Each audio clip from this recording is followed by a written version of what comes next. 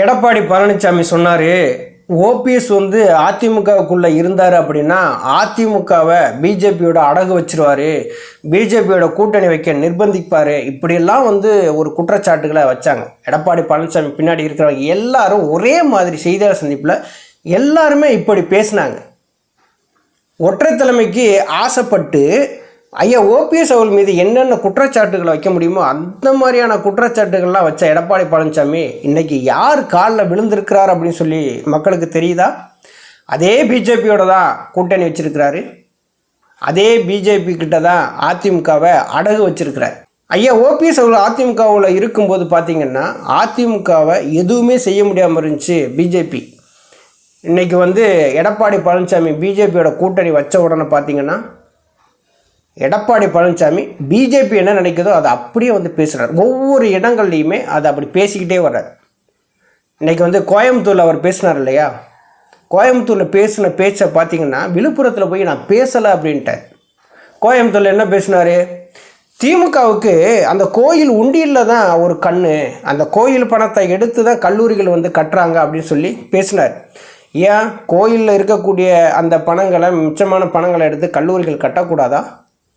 4 பேருக்கு வந்து கல்வியை கொடுக்கக்கூடாதா? அங்கே தாழ்த்தப்பட்ட மக்கள், பிற்படுத்தப்பட்ட மக்கள் எல்லோரும் வந்து படிக்கத்தானே போகிறாங்க. அது ஒரு படிப்பினுடைய அவசியம் கூட தெரியல எடப்பாடி பழனிசாமிக்கு. ஆனால் இதை யார் பேசணும்? பிஜேபி பேசணும். பிஜேபி வந்து இந்துத்துவ சித்தாந்தத்தில் இருக்கிறாங்க. இன்றைக்கி திமுக வந்து திராவிட சித்தாந்தத்தில் இருக்கிறாங்க. திராவிட கொள்கையை கடைபிடிக்கக்கூடிய ஒரு திராவிட கட்சிகள் ஒன்றா இருக்கக்கூடிய அதிமுக இந்த மாதிரி பேசுகிறது பெரிய விமர்சனத்துக்குள்ளாச்சு. விழுப்புரத்தில் என்ன சொன்னார்? நான் அந்த அர்த்தத்தில் நான் வந்து பேசலை அப்படிங்கிறாரு. அதே கோயில் பேரில் கல்லூரியும் கட்டுறாங்க, இது பள்ளிகளும் கட்டுறாங்க, அதிமுக ஆட்சி காலத்துலையுமே வந்து கட்டியிருக்கிறாங்க. எடப்பாடி பழனிசாமி பிஜேபியோட கூட்டணி வச்ச உடனேயே பிஜேபி என்ன நினைக்குதோ அதை அப்படியே எடப்பாடி பழனிசாமி செய்து முடிக்கிறார். இந்துத்துவ கொள்கையை அப்படியே எடப்பாடி பழனிசாமி பேசுகிறார். ஒரு திராவிட கட்சி ஒரு இந்துத்துவ கொள்கையை பேசுனா எப்படி இருக்கும்? இப்போ ஐயா ஓபிஎஸ் அவர் வந்து என்டிஏ கூட்டணி விட்டு வெளியில் வந்த உடனே எல்லாரும் என்ன சொன்னாங்க? 3 முறை வந்து அமித்ஷா வந்தார், அவர் ஓபிஎஸை சந்திக்கலை, அதனால் வெளியில் வந்துட்டார், மோடி அவர்களை சந்திக்க அனுமதி கிடைக்காதனால வெளியில் வந்துட்டார், இப்படியெல்லாம் வந்து பேசுனாங்க. அரசியலில் வந்து சுயமரியாதைங்கிறது ரொம்ப முக்கியம். ஐயா ஓபிஎஸ் அவர்களுக்கு அது நிறையவே இருக்குது. ஏன்னா அப்படிப்பட்ட ஆளுமையை தான் ஐயா ஓபிஎஸ் அவர்கள், சுயமரியாதையோடு கலந்த ஒரு ஆளுமையாக இருந்த புரட்சித் தலைவி அம்மா அவர்களோடு அரசியல் பயின்ற ஐயா ஓபிஎஸ் அவர்களுக்கு அது இருக்காதா என்ன? கண்டிப்பாக வந்து இருக்கும். ஐயா ஓபிஎஸ் அவர்களுக்கென்று அரசியலில் ஒரு சுயமரியாதை இருக்கு. சுப்புரத்னம் போட்டு உடைச்சாரு. அதிமுகவை விழுங்க நினைக்கிறது இன்னைக்கு பாஜக. அந்த அதிமுகவை காப்பாற்றணும்னா ஐயா ஓபிஎஸ் அவர்கள் என்டிஏ கூட்டணிக்குள்ளே இருக்கக்கூடாது, வெளியே வரணும். நீண்ட ஆலோசனைக்கு பின்னாடி ஐயா ஓபிஎஸ் அவர்கள் தான் வந்து இனிமேல் வந்து என்டிஏ கூட்டணிக்குள்ளே பிஜேபியோட கூட்டணி இருக்கவே கூடாது, நம்ம வெளியில் வந்துடணும். எடப்பாடி பழனிசாமி தலைமையை அவங்க வந்து கூட்டணியாக ஏற்று இன்றைக்கி வந்து 2026 தேர்தலை சந்திக்கிறாங்க. தொடர்ந்து என்ன பண்ணுறாங்க? கூட்டணி ஆட்சின்னு தான் சொல்லி பேசிகிட்டு இருக்காங்க. தமிழகத்தை பொறுத்த அளவில் பார்த்திங்கன்னா கூட்டணி ஆட்சிங்கிறது கிடையாது, மக்கள் ஏற்றுக்கிற மாட்டாங்க. கூட்டணி ஆட்சியை மக்கள் எந்த காலத்துலையும் வந்து ஏற்றுக்கிற மாட்டாங்க. எடப்பாடி பழனிசாமி தலைமையாக இருந்தால் மட்டும்தான் பிஜேபி வந்து தமிழகத்தில் வளர முடியும் அப்படிங்கிற நிலைமையில் அவங்க வந்து பிஜேபி இருந்தாங்க. இதை தடுத்து நிறுத்தணும் அப்படின்னா நம்ம வந்து கூட்டணிக்குள்ளே இருக்கக்கூடாது, நம்ம கூட்டணி விட்டு வெளியில் வரணும் அப்படிங்கிற முடிவுக்கு வந்து வந்துட்டதா சுப்புரத்னம் வந்து சொல்லியிருக்கிறாரு. இது உண்மையும் கூட. ஏன்னா ஒரு திராவிட பாரம்பரியத்தில் வந்த ஒரு அதிமுக இந்துத்துவா பற்றி பேசினா இங்கே யார் ஏற்றுக்கிறோம் சொல்லுங்கள்? எல்லா கட்சிகளும் விமர்சனம் பண்ணத்தான் செய்யும். இன்றைக்கி வந்து தந்தை பெரியார், பேரறிஞர் அண்ணா, புரட்சித் தலைவர் எம்ஜிஆர், புரட்சித் தலைவி அம்மா, அதுக்கடுத்து ஐயா ஓபிஎஸ் அப்படின்னு சொல்லிட்டு ஒரு திராவிட பாரம்பரியத்தில் வந்த ஒரு தலைவர் தான் ஐயா ஓபிஎஸ். அவங்க வந்து இந்துத்துவ கொள்கையை ஏற்று இன்றைக்கி வந்து பிரச்சாரம் செய்வாங்களா? முடியாதுல்ல. அப்போ இந்துத்துவ கொள்கையை ஏற்று எடப்பாடி பழனிசாமி இன்றைக்கி வந்து பிஜேபியோட கூட்டணி வச்சு இன்றைக்கி தேர்தல் பிரச்சாரம் சொல்லி சுற்றுப்பயணம் போகிறாரு. போகிற இடங்கள்லாம் பார்த்திங்கன்னா பிஜேபி என்ன பேச நினைக்கிறாங்களோ அதை அப்படியே எடப்பாடி பழனிசாமி பேசுகிறார். இப்போ எடப்பாடி பழனிசாமி அதிமுகவை பிஜேபியோட கொண்டு அடகு வச்சுட்டார், வித்துட்டார்னு வச்சுங்களேன். ஒரு சில இடங்களில் தான் புரட்சித் தலைவர் எம்ஜிஆர், புரட்சித் தலைவி அம்மா இவர்களை பற்றி பேசுகிறது எல்லாமே பார்த்தீங்கன்னா ஒரு சித்தாந்த ரீதியில் மோதுறாங்கல்ல, கொள்கை ரீதியில் மோதுறாங்கல்ல. இது இந்துத்துவ கொள்கை ரீதியில் மோதுறாங்க, அவங்க திராவிட இயக்க கொள்கை ரீதியாக மோதுறாங்க இல்லையா. அது மாதிரி இந்த பிஜேபியினுடைய கொள்கை என்ன இருக்கோ அதை அப்படியே எடுத்து பேசுகிறாரு எடப்பாடி பழனிசாமி. இது மக்கள் ரசிக்கலை. ஒரு திராவிட பாரம்பரியத்தில் 30 ஆண்டு காலம் இன்றைக்கி தமிழகத்தில் ஆட்சி செஞ்சு பல திட்டங்களை கொடுத்த இந்த கட்சி இன்றைக்கி பிஜேபியினுடைய வாயாக செயல்படுறாரு எடப்பாடி பழனிசாமி அப்படின்னு சொல்லி மக்கள்லாம் ரொம்ப ஆதங்கப்படுறாங்க. திமுக ஆட்சி சரியில்லை தான்.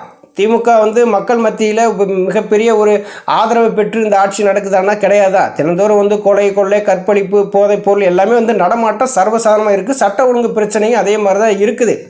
ஆனால் அந்த எதிர்ப்பு வாக்குகளை வாங்குகிற இடத்துல அதிமுக பலமாக இருக்கான்னா கண்டிப்பாக கிடையாது, ரொம்ப பலவீனமாக இருக்குது. அப்போ எடப்பாடி பழனிசாமியுடைய நோக்கம் என்ன அப்படின்னா, இரட்டை இலை சின்னம் வேணும், பொதுச் செயலாளர் பதவி வேணும். இது இரண்டையும் நமக்கு நிரந்தரமாக வேணும்னா பிஜேபியோட கூட்டணி வைக்கணும். கூட்டணி வச்சாதான் இது நடக்கும். அப்படிங்கிறதுனால தான் இன்றைக்கி பிஜேபியோட கூட்டணி வச்சு தேர்தல் களத்தை சந்திக்கிறார்.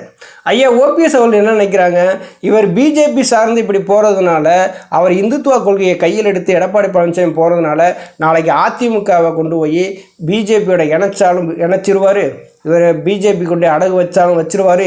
இதில் இருந்து நம்ம மீட்டெடுக்கணும், அதிமுகவை மீட்டெடுக்கணும் அப்படின்னு சொல்லி தான் ஐயா ஓபிஎஸ் அவர்கள் இனி என்டிஏ கூட்டணிக்குள்ளே இருக்கக்கூடாது அப்படிங்கிற ஒரு எண்ணத்தோடு இன்றைக்கி அந்த கூட்டணி விட்டு வெளியில் வந்ததாக சொல்கிறாங்க. இது உண்மையும் கூட. பிஜேபியோட எடப்பாடி பழனிசாமி கூட்டணி வச்சுட்டாருன்னு வச்சுங்களேன். கூட்டணி வச்சா என்ன பண்ணணும்? இன்றைக்கி தமிழகத்தில் ஒரு மிகப்பெரிய கட்சியாக இருக்கக்கூடியது அதிமுக, 30 ஆண்டு காலம் ஆட்சி செஞ்சுருக்குன்னு சொல்லி வச்சுருங்களேன். அந்த கட்சியினுடைய தலைமையின் கீழே தான் இப்போ பிஜேபி கூட்டணியில் இருக்குது.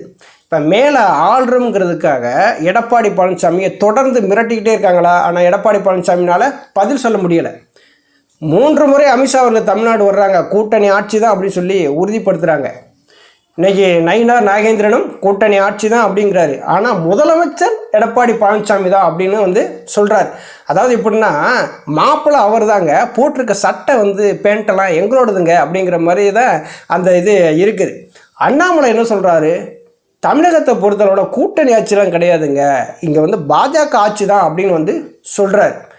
தமிழிசை சவுந்தரராஜ் என்ன சொல்கிறாங்க, மகாராஷ்டிராவில் எப்படி தாமரை மலர்ந்துச்சோ அதே மாதிரி தமிழகத்திலையும் தாமரை மலரும் அப்படின்னு சொல்லி பேசுகிறாங்க.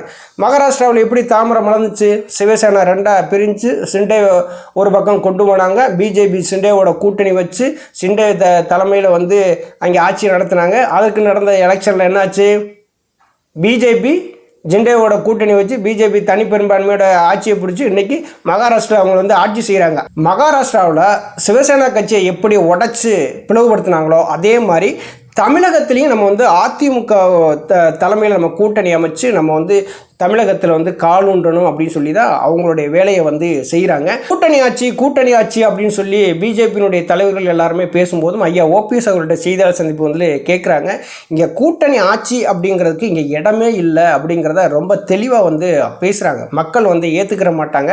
அதுக்காக தமிழகம் பழக்கப்பட்டதும் கிடையாது அப்படிங்கிற மத்திய இணையமைச்சர் எல் முருகன் என்ன சொல்கிறாரு, அதிமுகவை ஆர்எஸ்எஸ் வழி நடத்துறதுல என்ன தவறு இருக்குது அப்படிங்கிறாரு. ஆர்எஸ்எஸ்னுடைய கொள்கை வேறு, திராவிட கட்சியினுடைய கொள்கை வேறு. ஆனால் எடப்பாடி பழனிசாமி இதுவரையிலையும் அதுக்கு ஒரு பதிலளிக்கவே கிடையாது. எடப்பாடி பழனிசாமி போகிற இடங்கள்லாம் என்ன சொல்கிறாரு, தனிச்சு ஆட்சி தான் ஆட்சி அமைக்கும், தனிச்சு தான் ஆட்சி அமைக்கும், இப்படியே தான் பேசிட்டு போகிறாரே தவிர இந்த பிஜேபியில் எல்முருகன் இப்படி சொல்லியிருக்கிறாரு, இவருக்கு ஒரு பதிலடி கொடுப்போமே அப்படின்னு சொல்லிட்டு அவரால் கொடுக்க முடியல. அவருடைய நோக்கம் என்ன அப்படின்னா, முந்தி சொன்ன மாதிரி தான் அந்த இரட்டை இலை சின்னமும் பொதுச் செயலாளர் பதவி கிடைப்பதற்காக அவர் எந்த எல்லைக்கு வேணாலும் போவார். அதிமுகவையே நீங்கள் வச்சுக்கோங்க, நீங்களே 234 தொகுதியில் 200 தொகுதி கூட நின்றுக்குங்க, நான் ஒரு 34 தொகுதியில் நின்றுக்கிறேன், எனக்கு இந்த இரட்டை இலையும் எனக்கு பொதுச் செயலாளர் அந்த பதவி நிரந்தரமாக எனக்கு வாங்கி கொடுத்தா போதும் அப்படிங்கிற மாதிரி அவர் இருக்கார். அப்போ இதையெல்லாம் பார்த்துக்கிட்டு ஒரு கட்சியினுடைய ஆளுமையாக இருக்கக்கூடிய ஐயா ஓபிஎஸ் அவர்கள் சும்மா இருப்பாங்களா? ஒரு திராவிட சித்தாந்தத்தில் உருவான ஒரு கட்சியை ஆர்எஸ்எஸ் வழிநடத்துது அப்படின்னு சொல்லி எல்முருகன் பேசுகிறாரு. இதெல்லாம் பார்த்துக்கிட்டு ஐயா ஓபிஎஸ் அவர்கள் இருப்பாங்களா? ஒரு திராவிட இயக்கத்தினுடைய ஒரு திராவிட கட்சியினுடைய தலைவராக இன்றைக்கி ஐயா ஓபிஎஸ் அவர்கள் இருக்கிறாங்க. அப்போ அந்த கூட்டணியில் எதுக்கு இருக்கணும்? அதனால தான் என்ன பண்ணாங்க, இந்த அதிமுக வந்து நம்ம எப்படியாவது மீட்டெடுக்கணும், காப்பாற்றணும், பிஜேபிகிட்ட இருந்து அதிமுகவை காப்பாற்றணுங்கிறதுக்காகவே அந்த என்டிஏ கூட்டணி விட்டு ஐயா ஓபிஎஸ் அவர்கள் விலகியிருக்காங்க. இன்றைக்கி பிஜேபி என்னென்ன வேலையெல்லாம் பார்க்குறாங்க பார்த்தீங்க. ஐயா ஓபிஎஸ் அவர்கள் வந்து அதிமுகவினுடைய தலைமையாக இருக்கும்போது இன்றைக்கி பிஜேபினால் இது மாதிரி பேச முடியுமா? முடியாது. இன்றைக்கி எடப்பாடி பழனிசாமி ஒரு நமக்கு எதுக்கு வேணாலும் சாதகமாக வந்துக்கிறாரு, எப்படி வேணாலும் வளைஞ்சிக்கிறாரு, நம்ம எதை வேணாலும் நம்ம பண்ணிக்கலாம், அவர் மேலே குதிரை ஏறிக்கிறலாம், எடப்பாடி பழனிசாமி தான் நமக்கு ஒரே சாய்ஸு, அவரை கூட்டணி வச்சா மட்டும்தான் தமிழ்நாட்டில் வந்து பிஜேபி வந்து கால் உண்ட முடியும், வேற உண்ட முடியும், இவரை விட்டால் வேறு வாய்ப்பே கிடையாது அப்படின்னு சொல்லி எப்படியே உருட்டி பெரட்டி மிரட்டி எடப்பாடி பழனிசாமியோட ஒரு கூட்டணியை வச்சுட்டாங்க. ஆனால் எடப்பாடி பழனிசாமி பிஜேபி என்ன சொல்லுதோ அதை பூரா கேட்குறாரு.